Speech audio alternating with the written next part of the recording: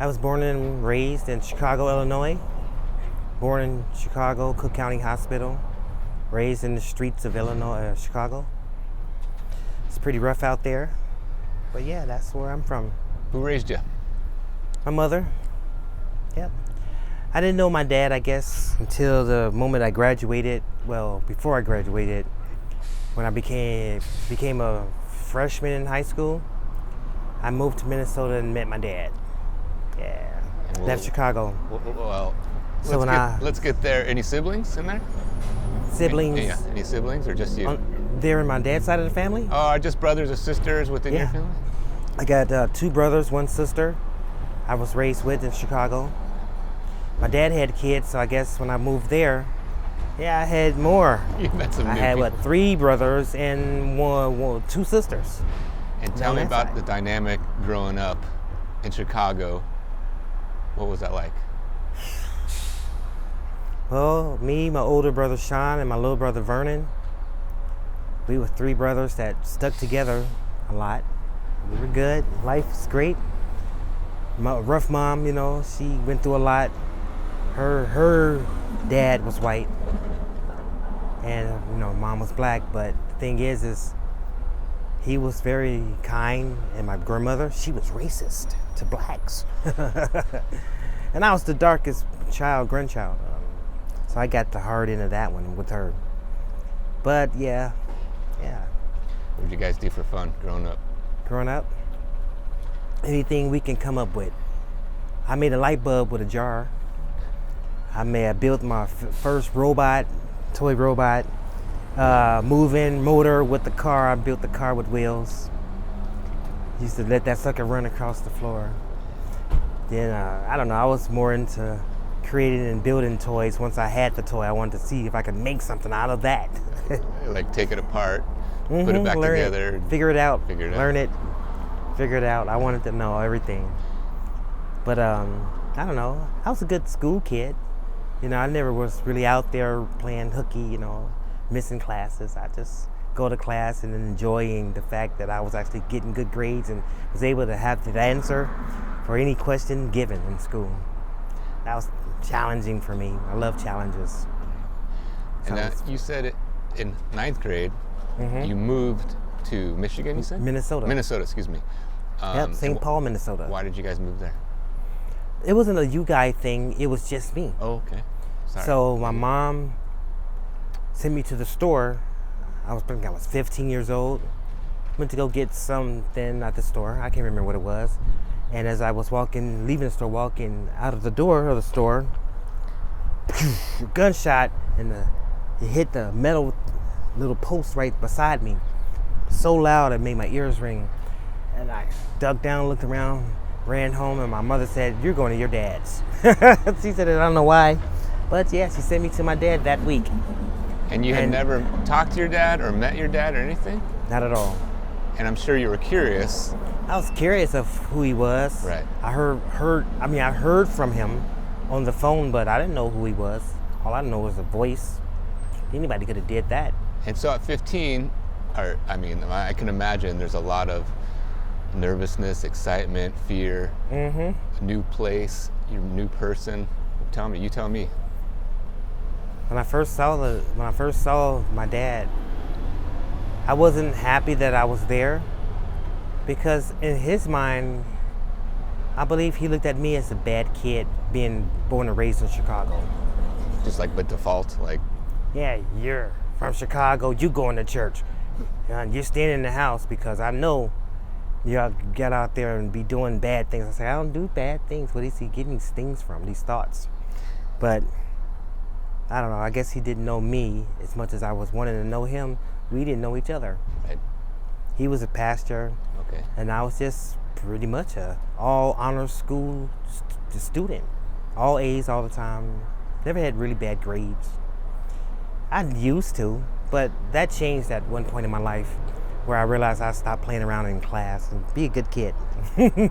Well, so the relationship with your dad, like you said at first, you guys didn't even know each other. Nope. Eventually, what happened? Father-son thing, and I gave him the credit for the fact that he was there. I mean, I was born. Something must be loved about him. It's got to be the fact that he's my dad. Hey, I gotta have one to love, I guess, and I guess I'd take it for what it is. And you met some half siblings there. Yep. You said 3? Yes. Yep. What was that like? Well, at the time, it wasn't 3. Okay. At that time. Okay, At the time, it was just me and my little half stepbrother. Yeah, and my stepsister. But wow, how was that? Well, my younger brother, he had arthritis in all his limbs, so I had to take a lot of care of him. Help him get around, 'cause he was down. And I think he was jealous a little bit, the fact that I came out normal and he didn't. He always said he wished he was me. But, hey, I was proud of him to say that, and I felt bad that he felt that way at the same time. That's my baby brother, though. He passed away as of today. Oh, he's gone, he's gone. Oh, sorry to hear. But, hey, he's a great guy. He was a great guy. Good. He's the funniest guy you'd ever know. Yeah. Okay. I don't know, everything else in my life, I don't know. I could tell you a story about my last time I got a butt whooping. And this is where my life changed in a drastically, big way, big way. Let's say I came to this conclusion where I wanted to be smarter. I wanted to be smarter. I wanted to make better decisions because I said in my mind, this is a little boy thinking, that I wanted to be able to have a wife one day, a house, a car, and I wonder who would she be, and I wonder how would I be, would I even be deserved, do I even deserve those things? Am I even worthy to even have those things and hang on to it? And I don't know. This is a mixed story about, I was at the park with my brother, and I was saying all these things for a reason. I'll start where somebody was throwing some rocks and I ran down. We were in the park, me and my brothers, and somebody was throwing some rocks. I don't know. I'm not so bad. I didn't really hang out with gangs, but in Chicago, it's gangs everywhere. So, there's no fear, to walk up and chat. So I walked up to these guys and started talking to them. One of them threw a brick, and I'm walking up to him saying, hey, who you guys throwing at? What's going on? You guys gonna end up hitting one of us? No, I'm a little boy. I'm like 12 or 13. Get out of here, kid. As I walked back, I noticed my older brother's on the ground. He got hit by one of the bricks that these kids were throwing. By the time I made it to my brother, my mom already snatched me by the arm. Her assumption is he's thinking I had something to do with it because my brother's crying, pointing at me. So I get a whooping. Right at the park. It's embarrassing, whatever. My mom ready to go. My brother's bleeding. Head's gushing, wide open, blood everywhere. We get home. My mother's so upset when she looks at the wound of my older brother. And I say, Mom, I did not have anything to do with that. I just walked toward the guys. I didn't know they even had hit Sean. So I don't know. I'm crying. Oh, you want to play a game, I'm going to lie. And I wasn't smiling. It's just that I wasn't lying. But my mama, her assumption, she thought that I did it. My brother convinced her that I did. I didn't. Anyway, got another whooping. Now, because I haven't decided that I'm going to apologize because I told her I didn't do it. I'm not going to apologize for something that didn't happen. That wasn't the way it went. I'm sorry, but, that's all I could say because I stuck with that. It wasn't just because I had said I'm going to start figuring out how to be a better kid. It's just the right thing to say, I get a whooping again, but this time it's with an extension cord. My mother's going to make me behave because she likes to nip trouble in the butt right away. She don't want to be having to do this twice. It's already been about 4 or 5 hours I've been into this whole punishment. So I take another whooping. Now I'm in the bathtub after I ate dinner, but I didn't want to eat because my hands was hurting from the belt buckle that from earlier kind of jacked my hand up.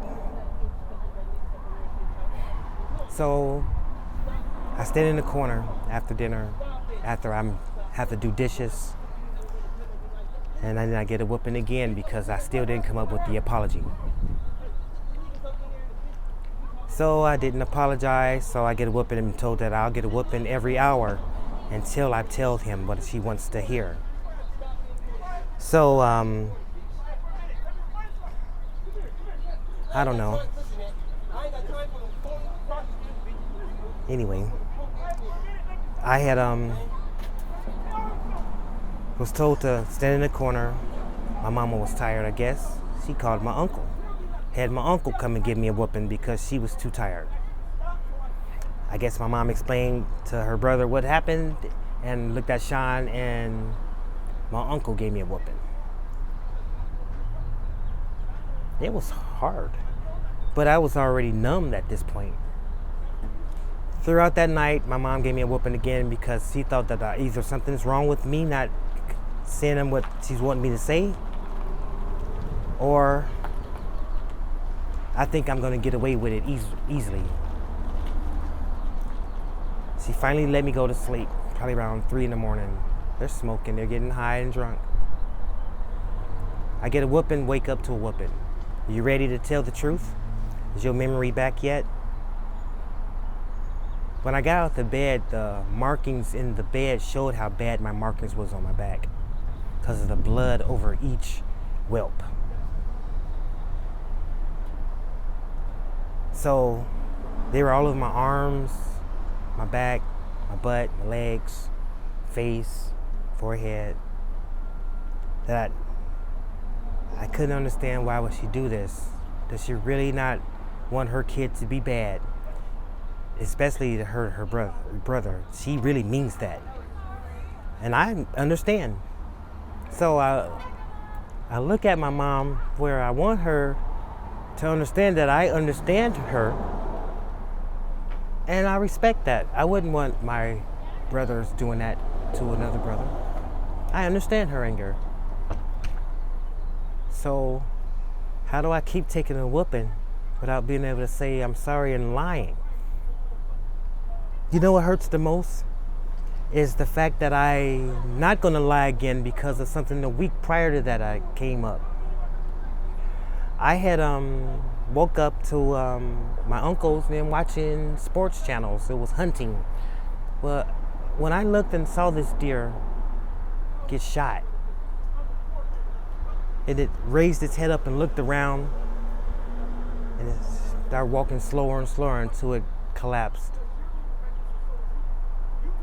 I looked into everybody celebrating about that. Wow, he got him, and I'm like in tears. There was a moment in my life that had changed anything. That day, that moment changed a lot, because I realized that no matter what happens, I'll do my best to save and try to be good. And that's what made me think to not ever lie again. Wow, not knowing that would give me an ass whooping that would probably almost kill me. Anyway, back to the whooping. It stretched out the whole second day. And after that, she swung the belt, and I grabbed it and said, I didn't do it. I didn't do it. My mom looked at me in the face, and she grabbed me and said that you didn't do it. I said, Mom, I don't want to lie to you. I promise I won't. I won't bullshit with you anymore. Play stupid games. I didn't say those words like that, but, I said to myself, nothing made me do it. I said, I'm going to make this promise because I want to see if I can be a better person for where I live. My mom will never have to worry about me being any mistake of something happening, ever. I can be as best I can be and still get the ass whooping like that. Wow, I must really mean what I'm saying then. She hugged me, and she grabbed a bunch of medicines and whatever, ointments, and put it on my body, and Do you believe that very day nobody ever in the house got a whooping again? I'm curious. I guess one thing. Thanks for sharing that. It turns out my mama really thought that I was jealous of my brother that's not even my brother, I found out years later. He's actually my uncle and my brother. And she thought that I found out and I was jealous of my brother. Found out that truth. That's not true. No, I'm saying she thought you found that out.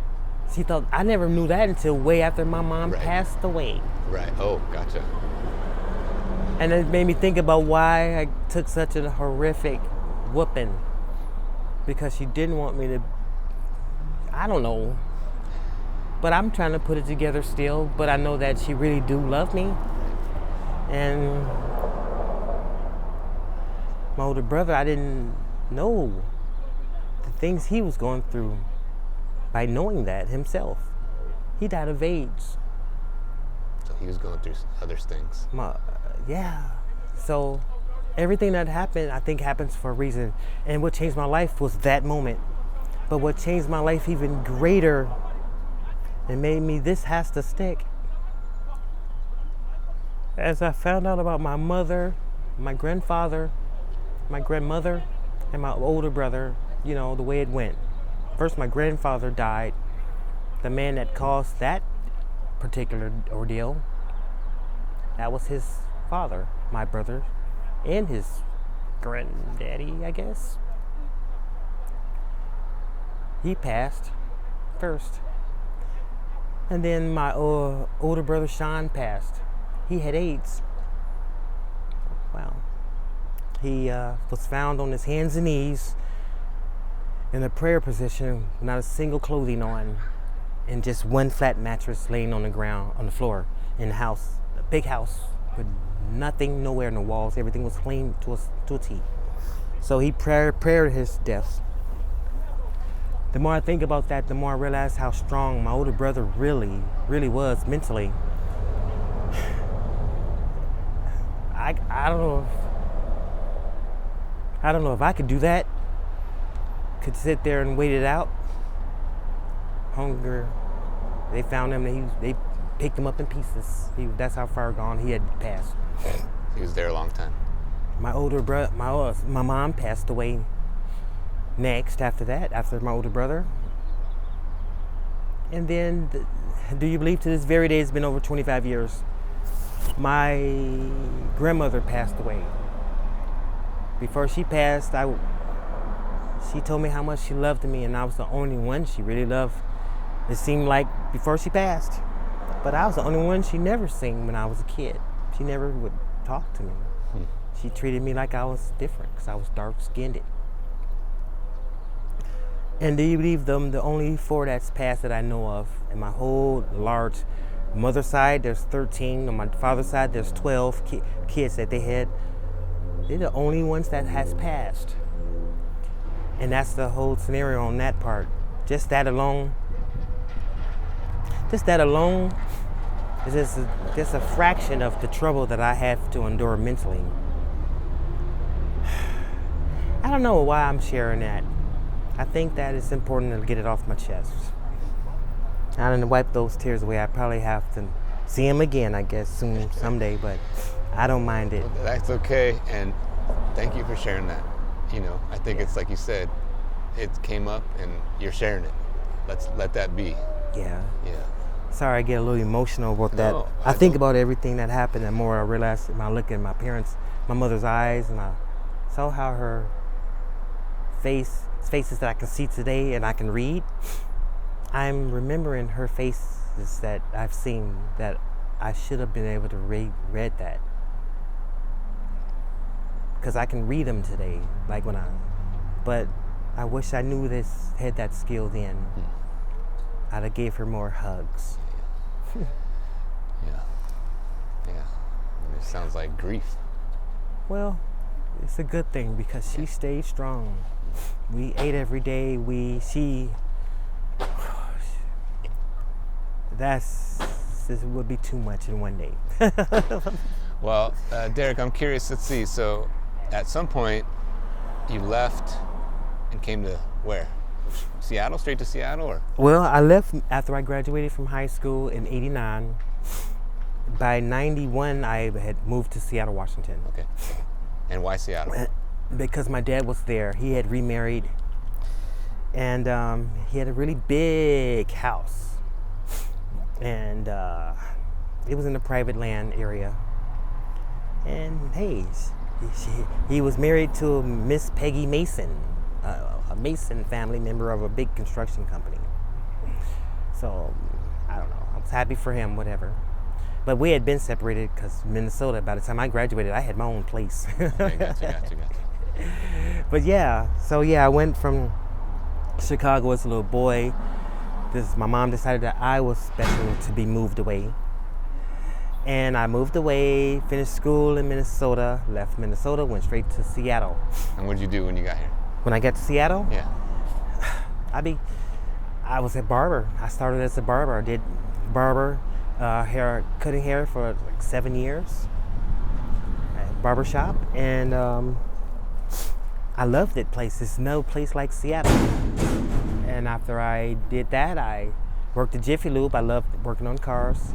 And I was a gymnastics school teacher. I had a referral because I did gymnastics when I was in high school. And I was doing gymnastics in Chicago on the streets. Jesse White tumbling team, yeah. I was one of the black supermen that knew how to fly off the mini trampoline. Gotcha. And so you're juggling these jobs, or just different periods of time? Well, I'm just saying, like in Chicago, I didn't work at all. Right, but when you came to Seattle, you're like doing. When I came to Seattle, I was a barber. Yeah. 7 years. From a barber to working in Jiffy Lube. Right. And from Jiffy Lube, I had my girlfriend, the mother of my children, and we had 2 daughters.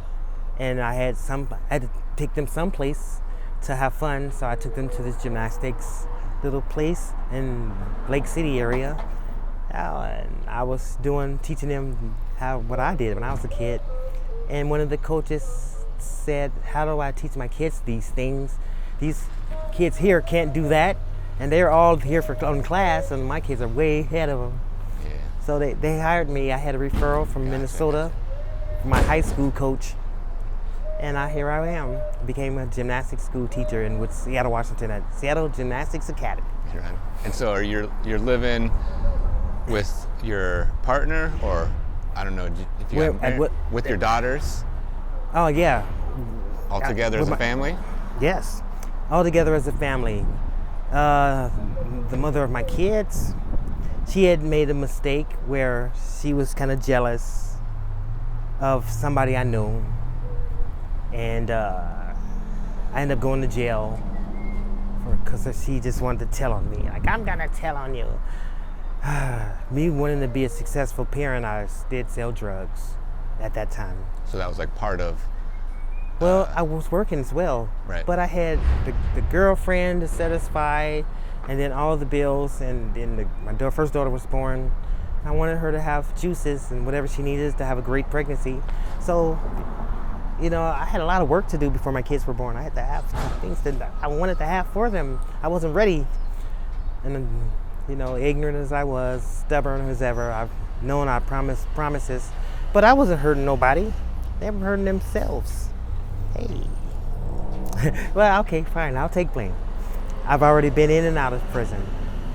Thing is after I got out of prison, that whole relationship went who knows how many directions, came, gone, to where today my kids are 20, oldest is 24, the youngest is 21, and they're in Farmington, New Mexico, and out there in Albuquerque.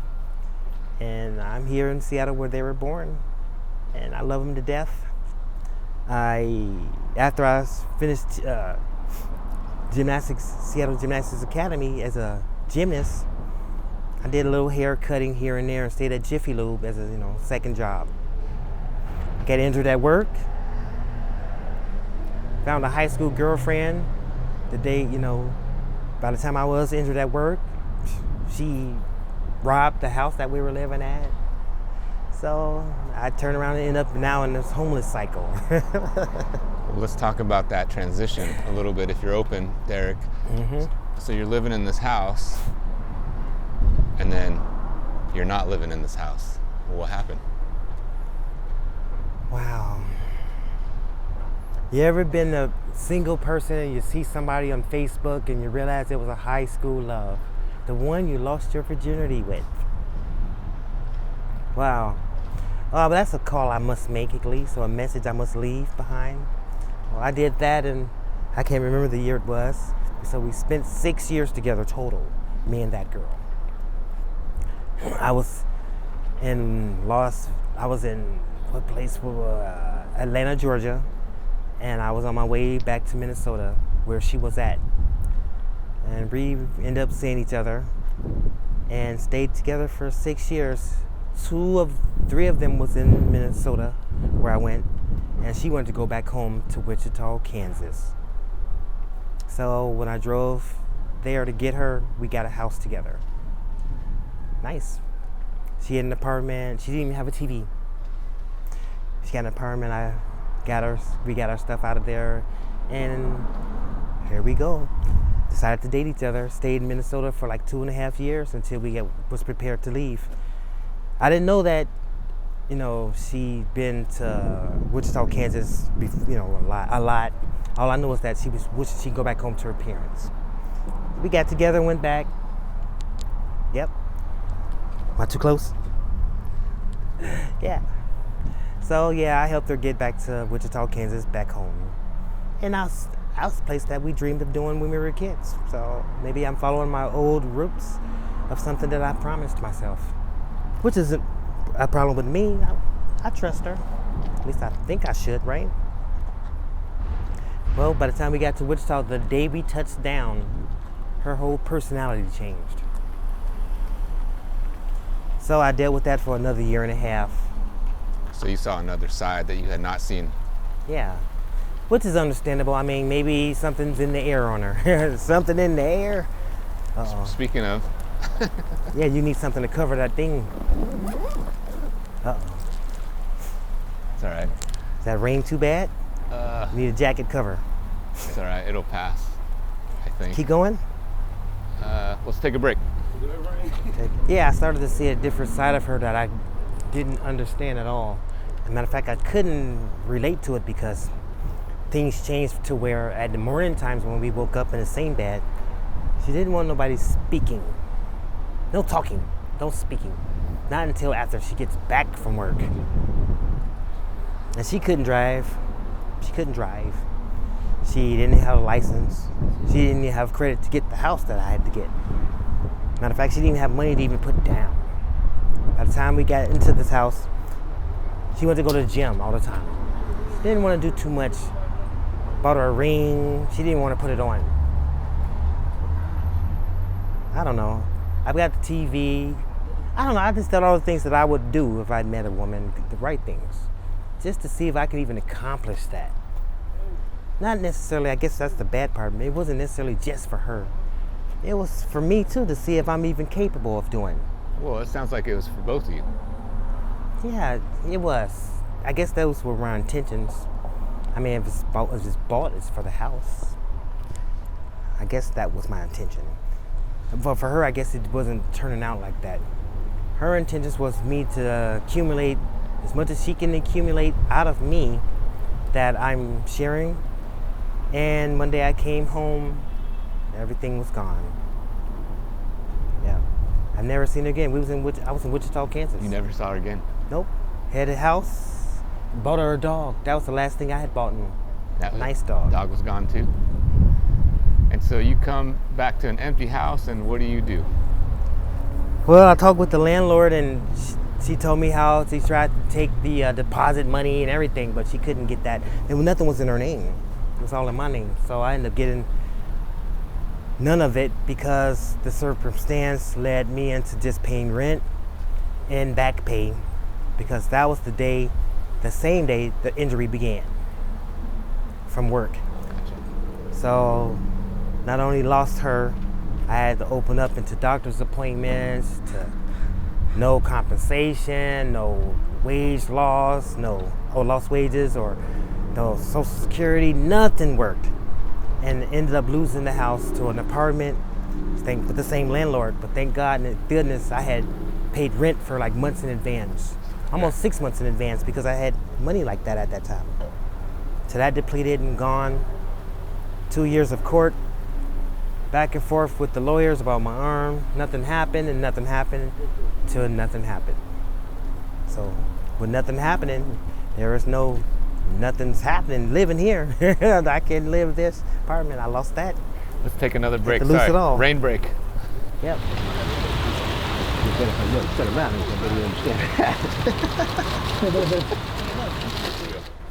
Well, after 6-7 months of waiting for either the Social Security or the money to start kicking in with the lost wages of the hours I was losing from my injury at work, and then the unemployment didn't even start.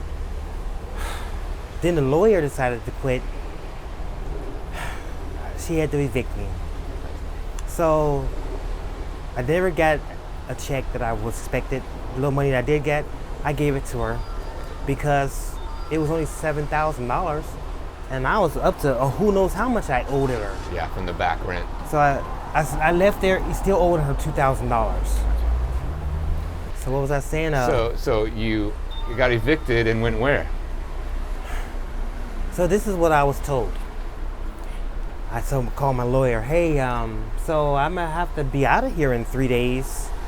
I have no clue what I'm gonna do. There is no family here.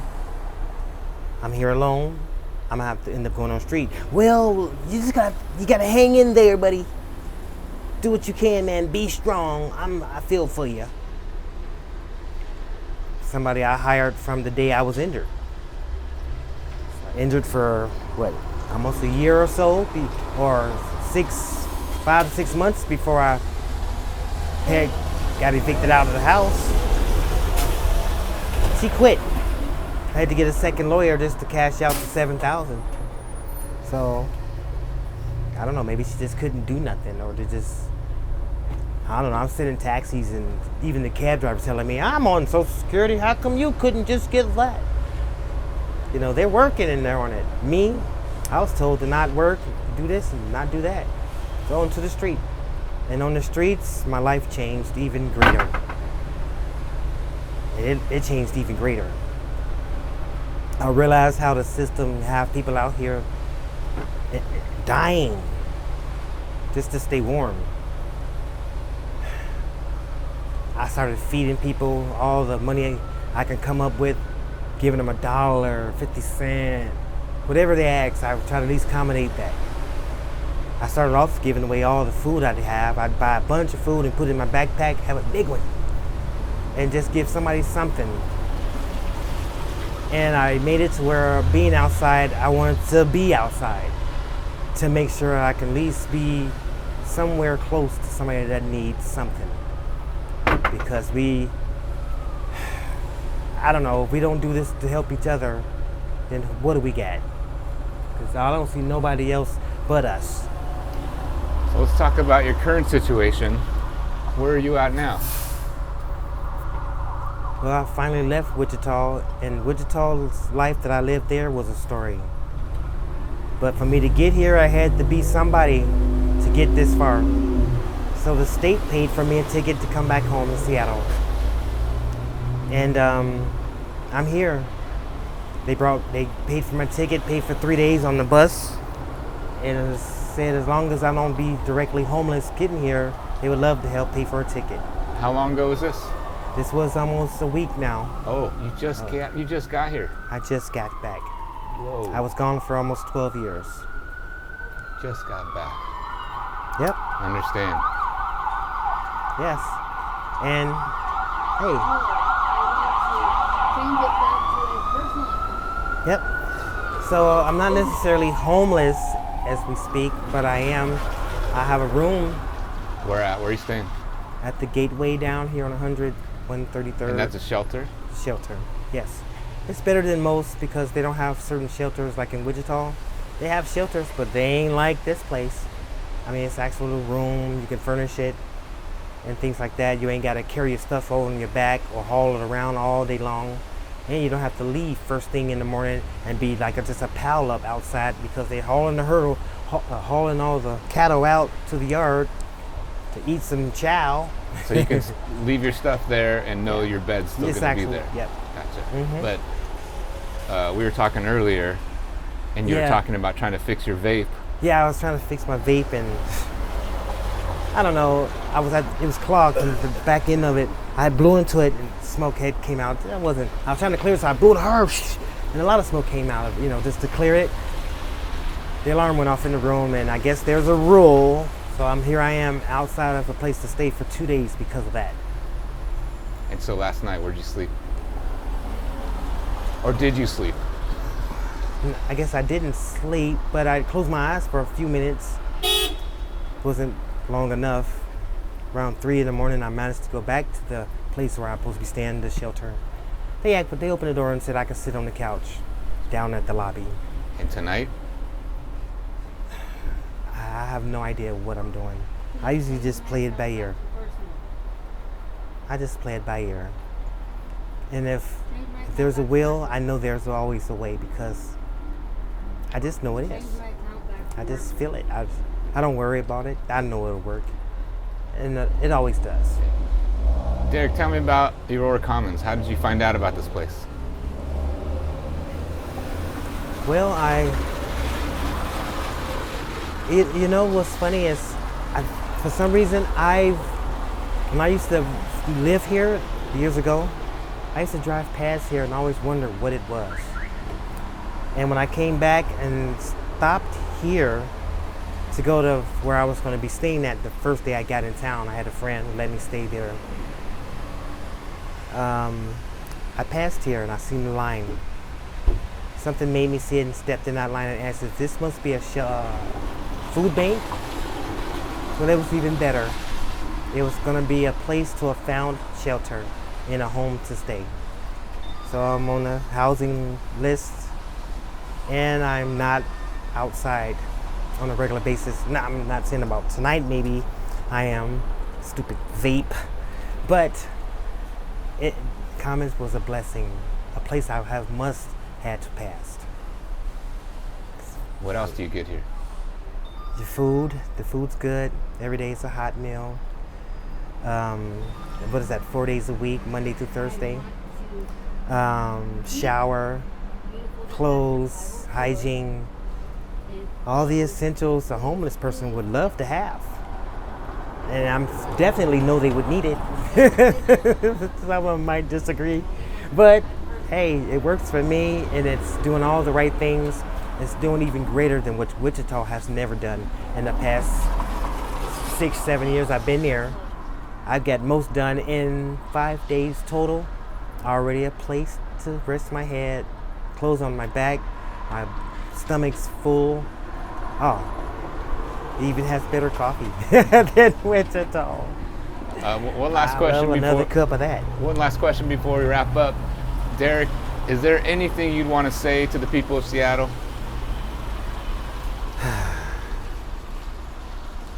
There's a thing that I would believe that I would love to tell everyone in Seattle, Washington. And it has nothing to do with me. It has but to do with themselves. Remember to love all things and all things around you. And in return, love will flourish the earth. That's all I'll have to say. Beautiful. Thanks so much for sharing, Derrick. Appreciate you telling your story. It's good to hear your voice. God bless. Thanks, man. Let me grab that little mic. We'll take a couple photos, pay some money.